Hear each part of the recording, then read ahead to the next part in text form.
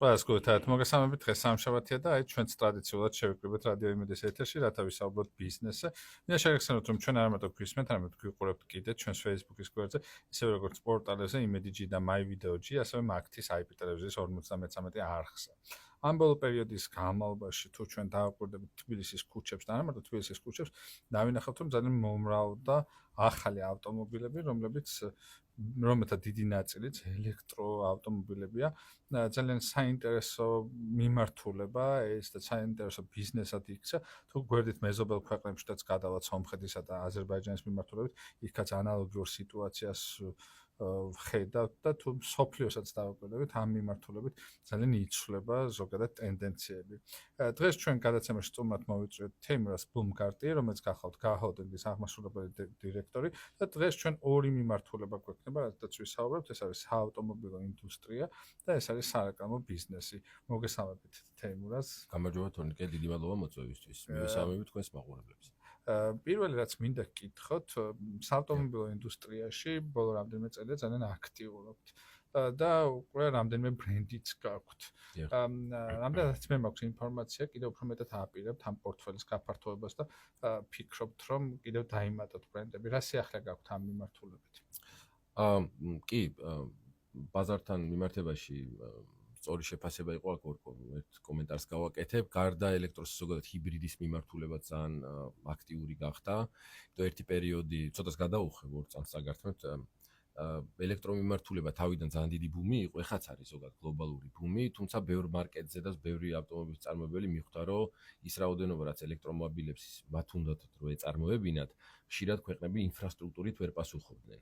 შესაბამისად, ჰიბრიდის ნაწილიც ახლა ძალიან წამოიწია და ისევ ერთ-ერთი პრიორიტეტი გახდა მოხმარებლების, რასაც ისინი თავაზობენ. იმიტომ რომ ჰიბრიდი ყველა ვარიანტში მაინც იძლევა დიდ შეღავათს წვასთან დაკავშირებით, რაც მნიშვნელოვანია და ასე ვთქვათ ეკოლოგიის მიმართულებითაც. ამიტომ ეს ორი მიმართულება, რომელიც ახლა აქტიურია. ხო, რაც შეეხება სიახლეებს, ჩვენ უკვე შემოვიყვანეთ ახალი ბრენდი, ეს ჩინური გიგანტი არის ჩერი, რომელიც ჩერი ძალიან ცნობილი ბრენდია. ტოპ 3-ში შედის ჩინური მწარმოებლების, რომლებიც არა მარტო ჩინეთში, არამედ მთელ მსოფლიოში უკვე ინტენსიურად იჭერენ ამ პოზიციებს. ჩვენ თუ დავაკვირდებით ბოლო სტატისტიკებს, ნახოთ, რომ ჩერის რაოდენობა მსოფლიოში იზრდება, ისე როგორც მოთხოვნა ამ ბრენდზე იზრდება. კი, აი ჩერის სტატისტიკაზე ვიტყვი მაშინ, აი წარმოდგენისთვის და ზოგადად რა ბრენდია, ზოგადად ბრენდი 97 წელს შეიქმნა ჩინეთში. სტატისტიკას რომ დაუბრუნდეთ წარმოდგენისთვის, თქვათ იგივე ჩვენი მსმენელებისთვის, ჯერ კიდევ 2014 წელს ჩერი მთლიანად ყიდა სადღაც 100-110,000 units, ერთეულს, ესე რომ ვთქვათ, და შარშან გაყიდეს 1,200,000. აი ესეთი ზრდა არის. შემდეგ წელს აპირებენ რომ სადღაც 2 მილიონს გადაცდნენ. აი ესეთი ზრდა და განვითარება აქვს ამ ბრენდს. ბრენდი არის რაც ძალიან მნიშვნელოვანი ზოგადად საავტომობილო ბიზნესში, ეს არის სტაბილური განვითარებადი ბრენდი. სტაბილური განვითარება ძალიან მნიშვნელოვანია იმისთვის, რომ განვითარდეს ტექნოლოგიები, თუნდაც ის დამატებითი ნაწილები, რაც ჭირდება ავტომობილებს და ეს ხო ელექტროავტომობილია და შესაბამისად ინჟინერი ამ მიმართულებით ძალიან მარტო ელექტრო არ არის, ჩერი რავად აწარმოებს როგორც ბენზინს, ისე ჰიბრიდს, ისე ელექტრომიმართულებასაც რა. ჰიბრიდი ერთ-ერთი პრიორიტეტი არის ახლა მათთვის. რასაც აქტიურად აწარმოებენ, სხვადასხვა ბევრნაირი მოდელი ყავთ, რასაც თქვათ მოხმარებლებს თავაზობენ. ტექნოლოგიებს და განვითარებას რაც შეეხება წარმოდგენისთვის, მსმენელისთვის, ჩერი, Land Rover-ი და Jaguar-ი გაერთიანდნენ. ჩერი არის 50% წილის მფლობელი, თქვათ, ამ ახალი კომპანიის და ჩინეთში უკვე მიმდინარეობს საწარმოების მშენებლობა და შემდეგი წლიდან უკვე დაიწყება Land Rover-ის და სხვა მოდელების, თქვათ, Jaguar-ის სხვა მოდელების წარმოება ჩინეთში. ანუ წარმოვიდგინოთ, თქვათ, რა ტექნოლოგიებს და რა ნდობაზე და რეპუტაციაზე არის საუბარი, რომ ეს სამი კომპანია გაერთიანდა და ახლა აპირებენ მანქანების ერთობლივ წარმოებას. რაც შეეხება ჩერის, აქ რო გავაგრძელო, ჩერი უკვე ბაზარზე შემოვიყვანეთ. დიდი ლონჩი ახლა ესეთი არ გქონია. პირველი ეტაპი რაც გავაკეთეთ, ის არის, რომ ჩერი შემოვიყვანეთ და ორი მოდელი ეს არის Arizo 6 და Tiggo 7, საუბარია თქვა სედანის ტიპის და SUV-ის, აი ჩვენთან რო ჯიპებს ეძახიან SUV-ის ტიპის ავტომობილზე. საერთაშორისო ბრენდი არის ესეთ Hertz, ალბათ ყველა მიცის, რომელიც ავტომობილებს აქირავებს. უკვე წაიყვანა 60 unit და უკვე აქირავებს ამ მანქანებს. საქმე ელექტრომანქანებს ეხება თუ ჰიბრიდი? არა, Hertz-მა წაიყვანა ბენზინი. დიახ. ბენზინზე, იმიტომ რომ ვილაპარაკეთ და თქვა ვთქვათ, განხილვის პროცესი როცა იყო, ტურისტები ქირაობენ ძირითადად მანქანებს, გარდა ქალაქიდან გადიან. ყველას უნდა ამ თაში წასვლა, ან რაღაცა წასვლა. აი, მაგიტომ დავუბრუნდი იმ საკითხს, რომ ხშირად ბევრ ქვეყანაში ეს ინფრასტრუქტურა ესეთი გამართული არ არის, რომ ვთქვათ, ელექტრომობილები ბევრი შემოიყვანო. ამიტომ ჰიბრიდი არის ყველაზე კარგი ვარიანტი.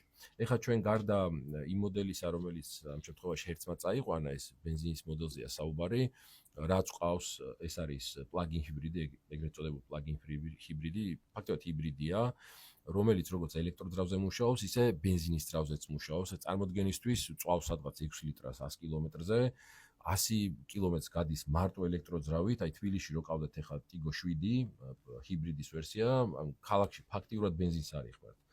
მაგრამ თაში წასვლას თუ მოგინდათ, ჯერ ელექტროზე იმუშავებთ და მერე ბენზინზეც გადახვალთ, ამიტომ და გადაზღვეული არის მომხმარებელიც და როგორც ეკონომიას აკეთებს, ისე ვთქვათ, ეს დაცულობის და უსაფრთხოების განცდას გავხსოვს რაღაცა არ გაჩერდები და თქო დამტენიძებნა არ მოგიწევს. ერთი ბლოგერი ყვება ხოლმე გაყინვებზე და ასე შემდეგ, როცა ელექტროავტომობილებს ეხება ხოლმე საუბარი და ასე შემთხვევაში თუ ჰიბრიდი იქნება, ყველა ტიპის რისკი, რაც შეიძლება აკუმულატორთან დაკავშირებით არსებობდეს, აი ამ ბატარეასთან დაკავშირებით არსებობდეს, ეს აბსოლუტურად მოხსნილი იქნება თუ აქ ჰიბრიდული მოდელი. რამდენად შეხვდა პოზიტიურად ამას ქართული მომხმარებელი?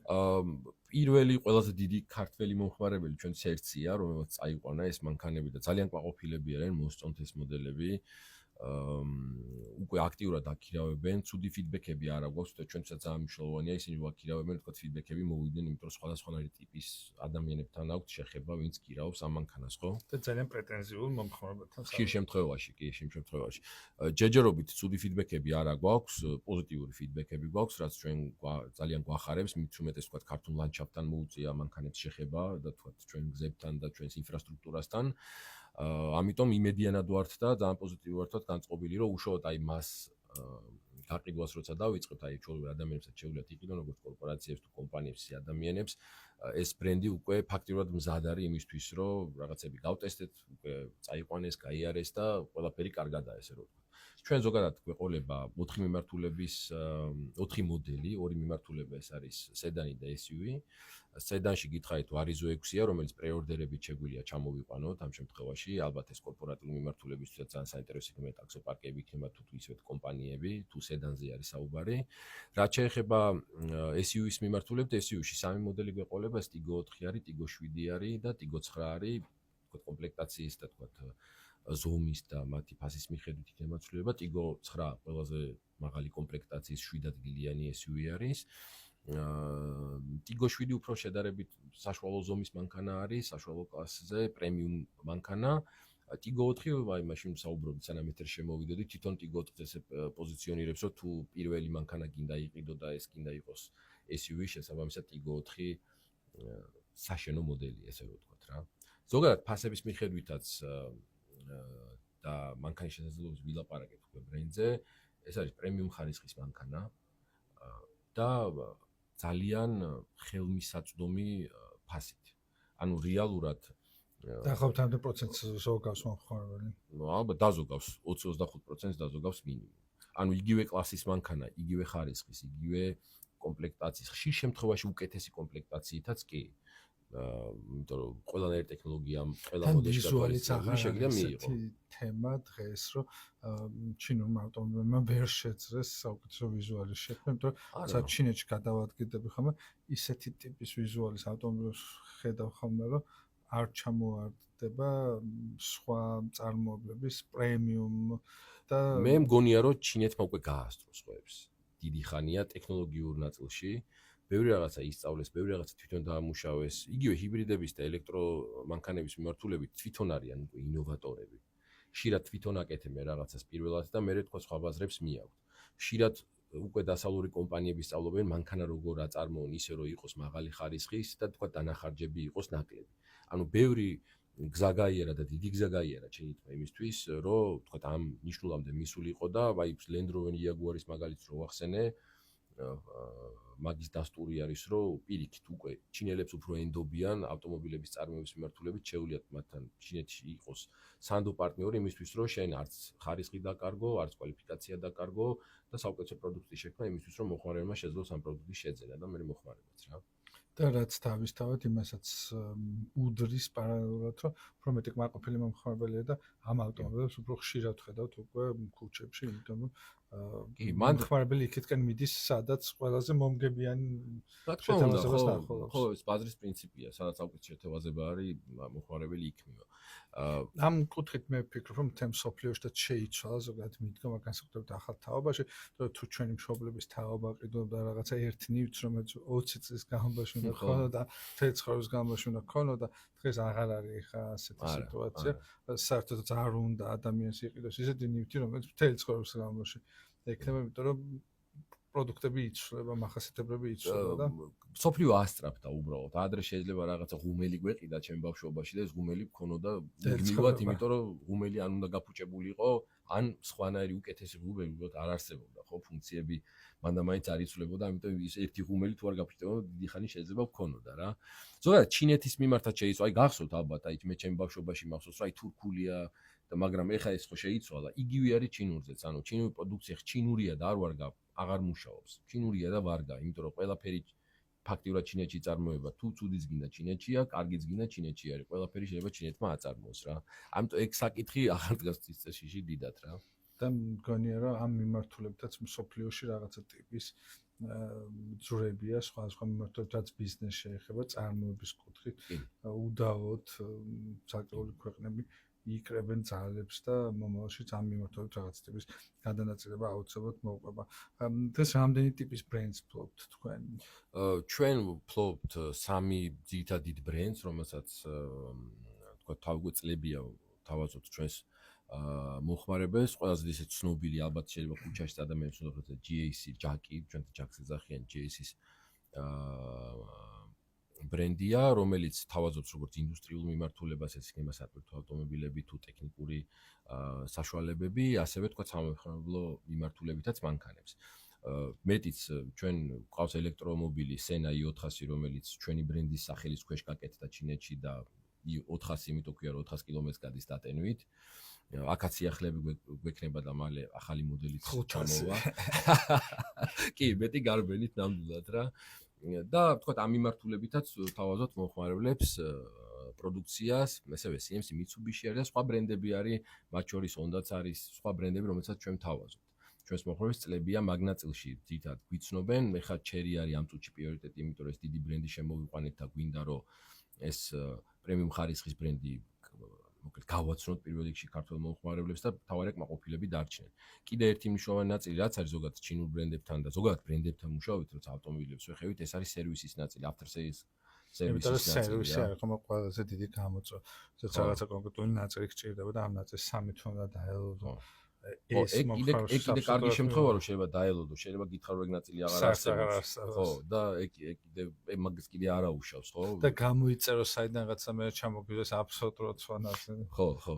აი მაგნაწილშიც იგივე თქვა GS ჯაკი იქნება თუ ჩერი იქნება თუ ჩვენი ბრენდები რაც გვაქვს, ახლა იგივე ჩერი როცა ჩამოვიყვანეთ, ჩვენ ნაწილებიც ჩამოვიტანეთ, თქვა ჩვენი პრაქტიკიდან და საერთაშორისო პრაქტიკით ჩინური პრაქტიკიდან გამომდინარე რა ნაწილებია ძირითადად რაც შეიძლება მოთხოვნადი გახდეს, თქვა ექსპლუატაციის დროს და ნაწილების ბაზაც უკვე გვაქვს იმისთვის რომ მომხმარებლებს დიდი ხანი ლოდინი არ მოუწიოთ, თქვა შეკეთების დროს. ეგეც გადაზღეულია, მაგრამ თავარი მაინც ის არის, რომ ესეთი ბრენდები როგორც თუნდაც ჯაკია, მაგრამ ჩერიზია, ჩვენი პრიორიტეტი დღეს ჩერია.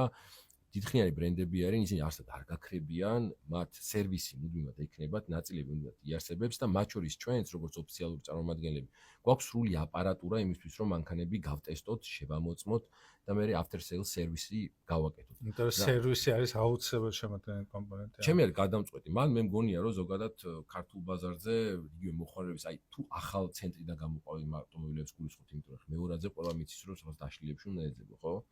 მან არის ზოგადად ცნობადობის ნაკლებობაც არის ბაზარზე. მაგას აი მაგ მიმართულებითაც ჩვენ ვცდილობთ რომ ცოტა ჩვენი წილი შევიტანოთ, იმიტომ არ შეიძლება ესე ბრმად მიხვიდეთ, თქვა მანქანა იყიდო და არ დაგაინტერესოს ამ ამ ცენტრს აქვს თუ არა შესაბამისი დიაგნოსტიკის აპარატურა. აქვს თუ არა შესაძლებლობა რომ მე რაღაც რო გაგიფუჭდეს, მოგემსახუროს და პერსონალი ყავს თუ არა ზოგადად იმ კუთხით რომ შეძებს თუ არა ვიღაცა ჩემს დახმარებას. მაგას წელში ჩვენთან აბსოლუტურად გადაზღეულები არის. მას ერთ-ერთ საავტომობილო ინდუსტრიაში ყოფ კომპანიას ისეთი პრობლემა ქონდა პერსონალის, რომ ფიზიკურად არ არსებობდა საქართველოში ამ ელექტროავტომობილების მიმართულებით ადამიანი, რომელიც დაეხმარებოდა და მე მოდელებს არ დავასახელებ, შეიძლება პერსონალამდე აპარატურა არისო. რო უბრალოდ დიაგნოსტიკა მომხდარიყო ავტომობილის, ხო შეიძლება ძალიან ჭკვიანი ვიყო, ვერ ვკევოდე ყველაფერში, მაგრამ თუ უბრალოდ დიაგნოსტიკა ვერ გავაკეთე, ფიზიკურად ხო, ფიზიკურად ვერ შევამოწმე მანქანას, რა ჭირს ახლა ეს მანქანები ხო ძველი მანქანა არის, რაღაც გადაუჭერ, გადმოუჭერ, ხო, ელექტროობა, შესაბამისად აპარატურად საჭიროა. ამ ნაწილში ჩვენთან განაზღაურებები არიან და მე მგონია რომ მაგ ნაწილში ზოგადად სამოხმარებლო ზოგადად მოხმარებლის ინტერესების ნაწილი ჩემოდის უკვე ბაზარზე ნელ-ნელა, რომ მოხმარებელი დაცული იყოს, რომ მანქანას ყიდულობს, რომ მას რეალურად მე after sale service-ის შესაძლებლობის მიიღოს ზოგადად ეს სერვისი. იმიტომ 1-2 წელიწადი ხა ახალ მანქანას რო ყიდულობ, თუ რაღაც ისეთი არ დაგემართა ეს მანქანები დადის და 1-2 წელიწადში ის ბრენდი იარსებებს, ის სერვისი იარსებებს, ან ის კომპანია იქნება, თქვათ, ვინც ეს მოყიდა, ანუ ამიტომ ეს ნაწილებიც აუცილებლად გასათვალისწინებელია და მე მგონია რომ მოხმარებელმა უნდა იცოდნენ. დიახ და სწორედ ეს არის ხომ განაცხადა მე მომხმარებელთვის განსაკუთრებით კომპანიებს რომელიც გავშტების ავტომობილებს ყიდულობენ ხოლმე, იმიტომ რომ როდესაც ყიდულობ ახალ ავტომობილს შენ რაღაცის დაზოგვის გამო ყიდულობ ამ ახალ ავტომობილს იქნება საწვავის სერვისი თუ ასე შემდეგ და ასე შემდეგ. და ასევე სერვისის გამოსაც. აი კომპანიები მაგალითად როცა ჯაკის სატვირთოები მიყავთ, მან სერვისაც ძალიან დიდი მნიშვნელობა აქვს რა. იმიტომ რომ ჩვენ გაყიდე დაივიწყე ხო არ არის, ანუ რეალურად ჩვენ მათ ვთავაზობთ მრავალწლიან შესაძლებლობას, რომ ჩვენ სულ აქ ვიქნებით, ეს ბრენდი სულ აქ იქნება, მე აშენ ახალ მოდელს შემოგთავაზებ, თქვათ ლიზინგით ან სხვა თქვათ ფინანსური წინადადებით, თუ ამ მანქანაზე დაგჭირდება სერვისი, მე მუდმივად აქავარ და იმ პრობლემას ტექნიკური იქნება, სხვა ნაწილში იქნება, მე შენ მოგიგვარ. მომხმარებლის კუთხიდან შევხედოთ, რამდენად გამოიჩინეს ქართველმა ინტერესი ახალ ჩინური ბრენდების მიმართ. ხო არის რაღაცები, რომელსაც მათ აბრკოლებთ. რა არის თქვენი გამოცდილება მომხმარებელთან ურთიერთობის დროს, იმიტომ რომ ბუნებრივია ყველა სიახლეს ადამიანები ბედნიერი არ ხდებიან ხოლმე და არსებობს 1000 მოსაზრება და ამას კიდე ამყარებს ხოლმე 1000 ბლოგერის თუ არაკომპეტენტური ადამიანის კეთილის მსურველის რჩევა დარიგება. როგორ შეხვდა ქართველი მომხმარებელი ჩინური ავტოინდუსტრია საქართველოში თქვენი გამოცდილებით და რა არის ყველაზე დიდი ფიქრები, რომლებიც ამას თანსდებს? მე მგონია რომ ჩინურ ავტომობილებს ზოგადად ესე ვთქვათ ნორმალურად შეხვდა ქართველი მომხმარებელი, მაგრამ ხშირად არის რაღაც ფიდბექებზე რო საუბრობ, თქვათ ის ინფლუენსერი იქნება თუ რაღაც იქნება, ხშირად არის გამოწვეული იმ პრობლემებით, რაც მე აი რამდენიმე წამის წინ ვილაპარაკე. თუ შენ თავაზობ მაღალი კლასის სანდო ბრენდის ავტომობილს მომხმარებელს, შენ უნდა მიცე after sale სერვისი და უნდა კონდეს განცდა ადამიანს, რომ ეს მანქანა რო იყიდა, უბრალოდ არ მომყიდეს და მერე წავიდა და რაღაც დაემართა რა. ამიტომ ჩინურ ავტომობილებთან მიმართებაში მე ამგონია, რომ ახლა ამ წუთში ყოველ შემთხვევაში დიდი პრობლემა იყოს აღქმის ნაწილში. უფრო საინტერესო არის ქართველი მომხმარებლებისთვის და ამაში ჩემი აზრით ავტომობილ ბიზნესმაც უნდა იაქტიუროს და ზოგადად მე მგონი რაღაც სახელმწიფოც კი უნდა იაქტიუროს, რომ ადამიანებს ჰქონდეთ დაცულობის განცდა, რომ მათი უფლებები დაცული იყოს. ის არის რომელი ბრენდი აირჩიო და რატომ უნდა აირჩიო. ის რომ ჩინურია და არ ვარგა, ეს დასრულდა დიდი ხანია. კარგია. უბრალოდ არჩევანი უნდა გააკეთონ სწორი. ამ არჩევანში ის კომპონენტები აუცილებელია, რაც მე ჩამოვთვალე. ეს არის თვითონ ბრენდი, მისი ისტორია, მისი შესაძლებლობები, მისი განვითარების გზა, რაც მან გაიარა, რაზეც ითო წარმომადგენელმა უნდა ისაუბრონ, ბუნებრივია ადამიანს ვერ დაავალებთ და რესერჩი გააკეთოს და მე სერვისი რასაც ვთავაზობთ ჩვენ. სულ ეს არის. დიახ. თქვენ ჰოლდინგში კიდევ სხვა მიმართულებებიც გააქვთ, ეს არის სარეკლამო მიმართულება. რა მდგომარეობა დღეს ამ კუთხით, იმიტომ რომ ჩემი მონაცემით სარეკლამო ბიზნესი მიმულია ქვეყანაში ბიზნესის მდგომარეობას, ბიზნესი ვითარდება, სარეკლამო ინდუსტრია მას მიყვება. ბიზნესი ჩერდება, სარეკლამო ინდუსტრია ჩერდება. ნუ სარეკლამო ბიზნესის იდეა ხო ეგ არის, ეს არის ორგანიზმი, რომელიც ეხმარება ბიზნესის მარკეტინგის თუ სხვა გამოწვევების გადასაჭრელად, ხო? შესაბამისად, თუ ეს ბიზნესის გამოწვევები არ აქვს, ანუ აჩერებს როდ აქტივაციას, შესაბამისად სააგენტოებს ესე თქვათ მოთხოვნა სააგენტომდე არ მიდის. ანუ ესეთი მარტივი ჯაჭვი არის, თუ ვინმე არის ყველაზე მეტად ბიზნესზე დამოკიდებული და მის მდგომარეობაზე, ალბათ სააგენტოები არიან, იმიტომ რომ მთლიანად ამაზე არიან მორგებულები და თქვათ ესე მუშაობენ. ამ კუთხით სიტუაცია არ არის ისეთ რო ვთქვათ, რომ რაღაც ძალიან შეცვლილია, ვერ გეტყვით ნამდვილად. ყველა მიმართულებით, რაც ჩვენ მუშაობთ, იმიტომ რომ ჩვენ ჯამში 6 სააგენტო გვაქვს ჯგუფში advertising-ი, ეს advertising ჩვენ გავაკეთეთ პლატფორმა, რომელიც ჩვენს ელექტრონულ სავიზიტო ბარათივით არის. რეალურად advertising-ის ქვეშ ერთიანდება 6 სააგენტო, რომელიც საქართველოში გვაქვს და 2 რომელიც სომხეთში გვაქვს. საქართველოში ეს არის Market Tbilisi, რომელიც კრეატივზე და მარკეტინგზე მუშაობს, Universal Marketing UM Georgia, რომელიც მედია მიმართულებით მუშაობს. full service media მიმართულებით, ორივე ამერიკული კომპანიების ფრანჩიზაა, ასევე STV Digital, რომელიც UM-ის ქვეშ მუშაობს, ეს არის ციფრული მედია სააგენტო. ასევე არის ინიციატივი, რომელიც წინა წელს ავიღეთ ფრანჩიზა და მედია სააგენტოა და წარმოების მიმართულებით, ესეც სიახლეა სხვათა შორის და ამას მე დავამატებ, ვიტყვი, რომ განვავრცობ. წარმოების მიმართულებით გვაქვს KDA-EDSS-ი, წარმოებაში გულისხმობს არის საბეჭდი მასალები, სარეკლამო კონსტრუქციები, ნებისმიერი ტიპის კონსტრუქცია, რომელიც შეიძლება ვთქვათ კომპანიას ძალიან მოთხოვნადია დღეს. კი, ძალიან მოთხოვნადია საბეჭდი მასალები, ეს შეყოს ბრენდირება, ასევე ძალიან ძლიერი მიმართულება ჩვენ ჯგუფში ეს არის მანქანების ბრენდირება, იმიტომ რომ როგორც გაირკვა მარტო დაბეჭდი გააკარი არ არის კვალიფიციური კადრია და ხარისხი არის საჭიროა მუშაობის ხარისხი და იმ მასალას, რომელზეც იბეჭდება ხომ, იმიტომ რომ ჩემი გამოცდილებით მრავალწლიანი გამოცდილებით. კი, ჩვენ პრინციპში მოწოდებლები პრობლემა არის. ხო, ჩვენ ყავს ჩვენ ზოგადად ესეთი პოლიტიკა გვაქვს, რომ თქვათ იგივე წარმოებაზე რაღაც გავჩერდით. მოდი მაშინ აქ ბარემ აქ წარმოების ამბავს. ჩვენ ცალკე ქონდა ADSS პრინტი და ცალკე იყო KD მომენტუმი, ანუ KD-ის ნაწილში წარმოება იყო და ADSS პრინტ ასევე წარმოება იყო შინაარსობრივად ერთი და იგივე ამ ნაწილში ერთი და იგივე კომპანიები იყვნენ, ესენი გაერთიანდნენ, ეხა ერთი დიდი საწარმო გავაკეთეთ, როგორც ადამიანური რესურსი გაერთიანდა, ესე ტექნიკური ბაზა გაერთიანდა და ახალი აპარატურა შევიძინეთ, რომელიც ჩამოვიდა უკვე და შეუძლია თქვა მომხმარებლებს სხვა ხარისხის და ფორმატის მომსახურება შეგვიძლია ბეჭდვის მიმართულებაზე არის საუბარი ძირითადად. ახალი ერთი დიდი საწარმო გაკეთა, რომელსაც KDA-EDSS-ი ქვია. რას აკეთებს ეს საწარმო და რა ინვესტიცია იყო? საწარმო აკეთებს, მუშაობს როგორც ბეჭდვის მიმართულებით, ასევე სარეკლამო კონსტრუქციების მიმართულებით, იყოს ლაიტბოქსები შეიძლება იყოს, არასტანდარტული დიდი წარწერები, ან ზოგადად კონსტრუქციების, პრესბანერების, რაც გას მაგალითად, ხო? ნებისმიერი საბეჭდი მასალა შეიძლება დაწყებული ვიზიტით დამთავრებული დიდი ბილბორდით, ან თქვათ სტიკერებით, რომელიც მანქანაზე უნდა გაიკრას, ან შეიძლება ის ბროშურები დამზადდეს, შეიძლება ნებისმიერი რამ რაც შეიძლება დაიბეჭდოს, გაიკრას და საბეჭდი მასალა შეიძლება იყოს, ჩვენი საწარმო ამას აკეთებს რა. ასევე წარმოების ნაწილში, ესე ცეხს რო ეძახიან, მაგ ნაწილში უკვე შეგვიძლია ნებისმიერი კონსტრუქციის აწყობა და სხვადასხვა თქვათ მოცულობითი ასოები უკვე ვახსენე, ნებისმიერი ლაიტბოქსების თუ სხვა მასალის დამზადება, რომელიც ჩვენ პარტნიორებს ვაწვდით. რაც შეეხება გაერთიანების ნაწილს, გაერთიანებაში რამდენიმე ახალი აპარატი ვიყიდეთ, ძველი აპარატები ბუნებრივად გაერთიანდა ერთ ადგილზე არის ახლა თავმოყრილი, ვფიქრობთ ასევე რომ თქვა საწარმოს ნაწილი კიდევ და კიდევ უფრო გაფართოვდეს, უკვე ამ შემთხვევაში უკვე ბაზარზე შემიძლია თქვა რომ ერთ-ერთი ყველაზე ძლიერი unit-ი გახდა, სააგენტო გახდა, რომელსაც ფაქტიურად იმ მიმართულებები რაც ჩვენ გვაქვს, კონკურენტუნარიანები, მთავარი პროფესიონალები არიან და ყველანაირი სერვისის მიწოდება შეუძლიათ თქვა ჩვენი პარტნიორების. ყველაზე დიდი გამოწვევა რა არის ხოლმე ამ დროს? იმიტომ რომ საქართველოში ამ სტუდიაში არ ამიყოფილა ისეთი, რომელსაც არ ეთქვას, რომ დღეს ძალიან პრობლემატურია ადამიანური კაპიტალის პოვნა.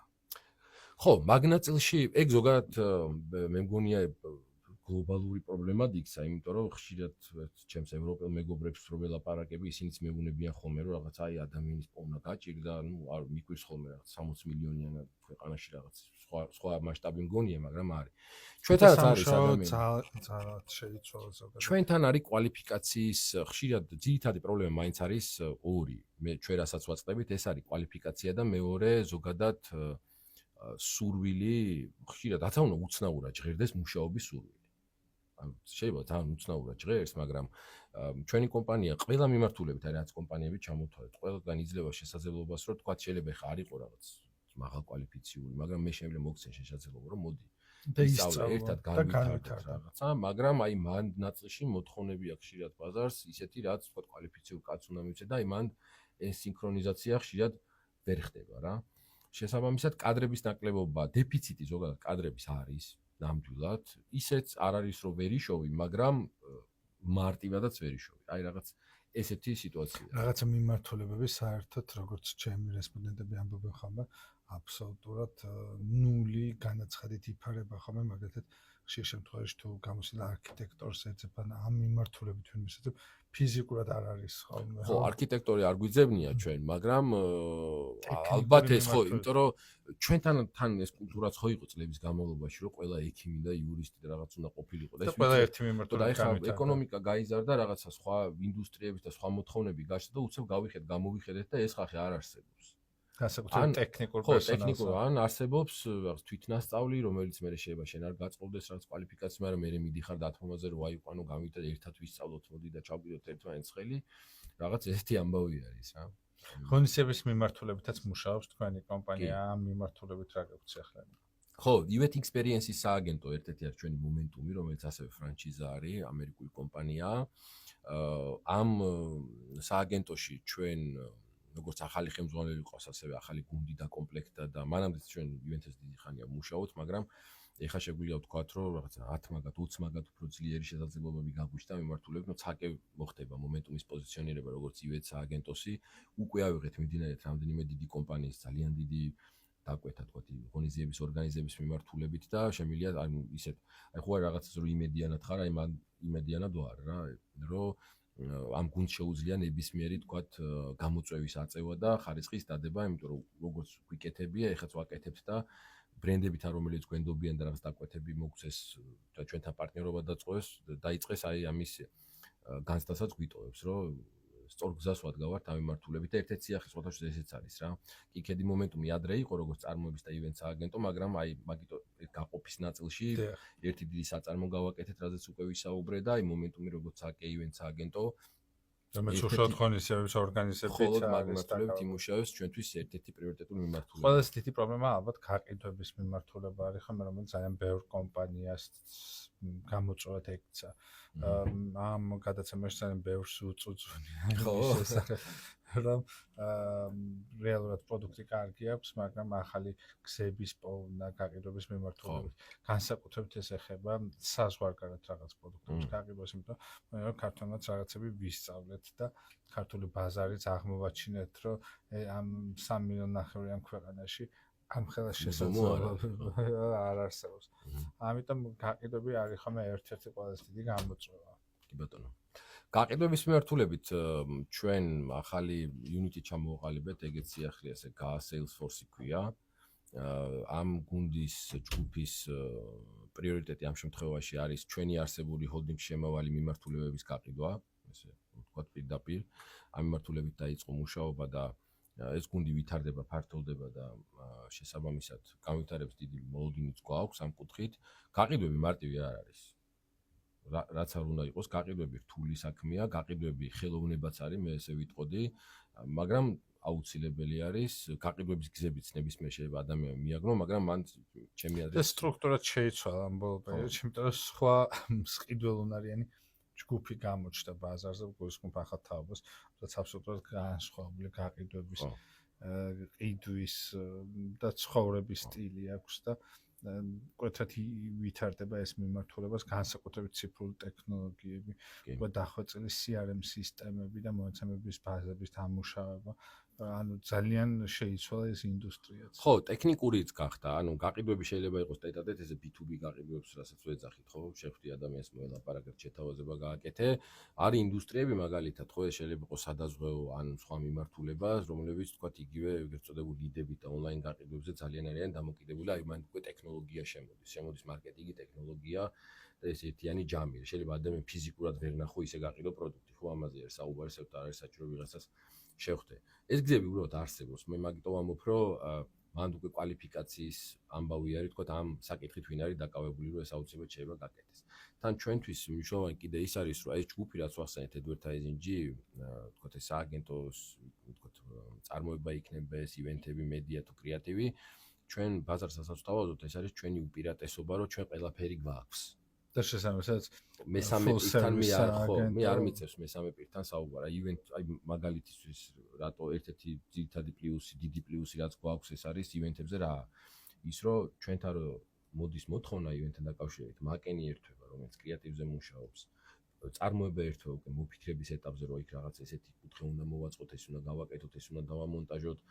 იქ მედია შეიძლება ჩაერთოს, იმიტომ პიარია საჭირო და როცა უკვე ჩვენს პარტნიორთან შეთავაზება მიდის, იქ ყველაფერი უკვე თავიდანვე გათვალისწინებული. რომ ჩვენ მქონია შემთხვევა მოვიდნენ აი ეს ივენთი ვერ გამიკეთეს. თქვენ ხო ვერ გავიკეთეთ, ჩვენც უთხარით რომ ეს წარმოებაში ვერ მოესწრება, უბრალოდ თავიდანვე უნდა ყოფილიყო გათვალისწინებული. ეს მოკლედ ამ დროის კარგვის ნაწილში ჩვენ ვართ გადავაზღვევთ ჩვენ თავსაც და ჩვენს პარტნიორებსა და მეორე ის რომ ნუ რაღაცა ვართ პრობლემების შესაბამისად და სხვასთან არ გვიწევს ეს უხეშავთ რომ თქვა მოლაპარაკება ფასთან დაკავშირებით ვაჭრობა ჩვენ მარტივად შეგვიძლია გადაწყვეტილების მიღება თქვა რა გიჩება ვიართ ფასთან მიმართებაში კი ოკეი და რადგან ჩვენ საერთოდ დრო იწურება თქვენ სამომავლო გეგმებსაც მინდა გკითხოთ რა არის უახლოეს სამომავლო გეგმები მომდევნო 3 თვის განმავლობაში ჩვენი უახლოეს 3 თვის გეგმა ეს არის ჩერის აქტივაცია ქართულ ბაზარზე დავიწყეთ შესანიშნავად ერთთან პარტნიორობით. ეხლა დავიწყეთ უკვე კომუნიკაციას ბრენდთან დაკავშირებით, პროდუქტი ძალიან კარგია, პრემიუმ ხარისხის მანქანებია ნამდვილად და იმედია ქართველებსაც ძალიან შეუყვარდებათ და მოეწონებათ ეს ბრენდი. ეს არის ავტომობილების მიმართულებით, ეს არის ერთ-ერთი ძირითადი პრიორიტეტული მიმართულება, სარეკლამო მიმართულებით, როგორც გითხარით, ეს არის წარმოება და ივენთების მიმართულება, ღონისძიების ორგანიზების მიმართულება, რომელიც ეს იუნიტები არსებობდა, მაგრამ მოხდა გადალაგება იმისთვის, რომ ორივე მიმართულებას მეტი შესაძლებლობა და მეტი განვითარების შესაძლებლობა ქონოდა. ამიტომ ჩვენი უახლოესი 3 თვის გეგმები ეს 3 ძირითადი მიმართულება.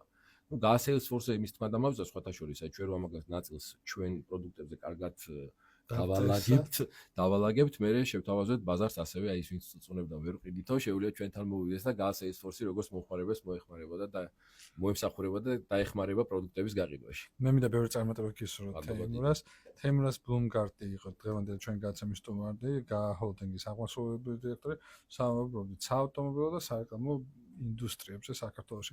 ჩვენი გადაცემა ამით დასრულებულია, ჩვენ ერთმანეთს შემდეგ სამშაბათს შევხვდებით დროებით.